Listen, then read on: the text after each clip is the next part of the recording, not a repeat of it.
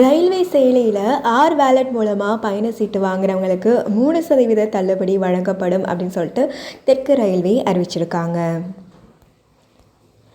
17 சிப்காட் தொழிற்பூங்காக்களில் குழந்தைகள் காப்பகம் அமைக்கிறதுக்கு தமிழக அரசு ஒப்பந்தம் பண்ணியிருக்காங்க. இதற்கான ஒப்பந்தம் சிப்காட் நிறுவனம், அதுக்கப்புறம் இந்திய வர்த்தக தொழில் கூட்டமைப்போட மகளிர் பிரிவு அவங்களுக்கு இடையில வியாழக்கிழமை செஞ்சுருக்காங்க.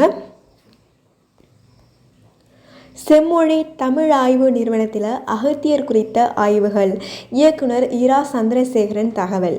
இந்திய அறிவு மரபுகள் திட்டத்தின் கீழே செம்மொழி தமிழ் ஆய்வு மத்திய நிறுவனத்தில் அகத்தியர் குறித்த ஆய்வுகள் மேற்கொள்ளப்பட்டு வருது அப்படின்னு சொல்லிட்டு செம்மொழி தமிழ் ஆய்வு மத்திய நிறுவனத்தோட இயக்குனர் இரா சந்திரசேகரன் சொல்லியிருக்காரு.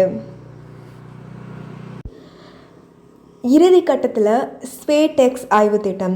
விண்வெளிக்கு மனிதர்களை அனுப்புறதற்கான முன்னோட்ட முயற்சியாக செயல்படுத்த போகிற ஸ்பேடெக்ஸ் ஆய்வு கட்டம் இறுதி கட்டத்துக்கு போயிருக்கு.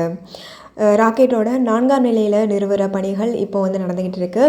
பாரதிய அந்தரிக்ஷா ஸ்டேஷன் அப்படிங்கிற ஒரு இந்திய ஆய்வு மையத்தை 2035 விண்ணில் நிறுவனம் அப்படின்னு சொல்லிட்டு இஸ்ரோ திட்டம் போட்டிருந்தாங்க. அதற்கான ஏற்பாடுகள் தான் நடந்துட்டு வருது. அதோட ஒரு பகுதியாக தான் ஸ்பேஸ் டெக்ஸ் திட்டம் இப்போ செயல்படுத்த போகிறாங்க. ஸோ இதற்காக 400 கிலோ எடை இருக்கக்கூடிய சேசர் டார்கெட் அப்படின்னு சொல்ல 2 விண்கலங்களை இஸ்ரோ வழிகாட்டுதலோட அடிப்படையில் தனியார் நிறுவனம் வடிவமைச்சு இருக்காங்க.